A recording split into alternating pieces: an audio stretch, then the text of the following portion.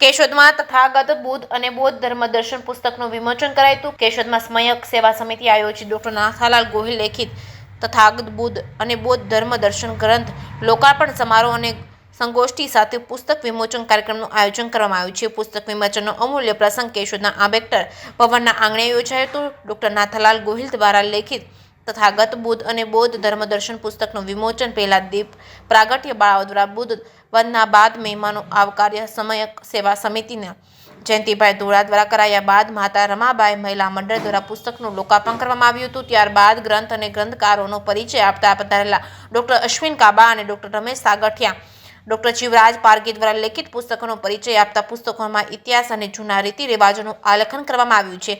આ પ્રસંગે આ પુસ્તકના લેખક ડોક્ટર નાથાલાલ ગોહિલનું તેમજ ઉપસ્થિત મહાનુભાવોનું સન્માન કરવામાં આવ્યું હતું। તેમજ NU ગોહિલ દ્વારા પોતાના લખાયેલા પુસ્તકની ઝાંખી રજૂ કરી। ડોક્ટર નાથાલાલ ગોહિલે કુલ 53 પુસ્તકો લખ્યા છે। આ પ્રસંગે માજી ધારાસભ્ય અમેરિકાથી ખાસ નાથાલાલ લેખકના મિત્ર CD લાડાણી તેમજ અતિથિ વિશેષ અન્ય મહેમાનો સહિત સમાજના આગેવાનો, ભાઈઓ બહેનો, બાળકો સહિતના ઉપસ્થિત રહ્યા હતા। JKS ન્યૂઝ ગુજરાતી સાથે રાજુ પંડ્યા, કેશોદ।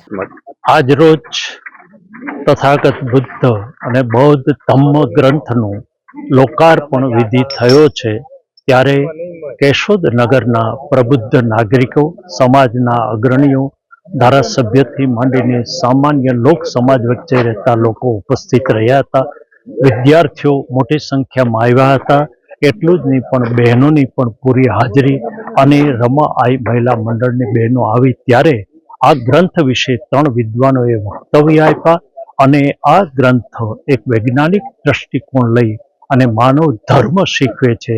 ત્યારે એક લેખક તરીકે, નાથાલાલ ગોહિલ તરીકે હું મારી જાતને ધન્ય માનું છું। આ સમગ્ર કાર્યક્રમ એ સમ્યક સેવા સમિતિ કેશોદ દ્વારા આયોજિત થયો હતો અને સંપૂર્ણ આર્થિક ભાર એમણે ઉપાડ્યો હતો, એથી હું એમનો આભારી છું।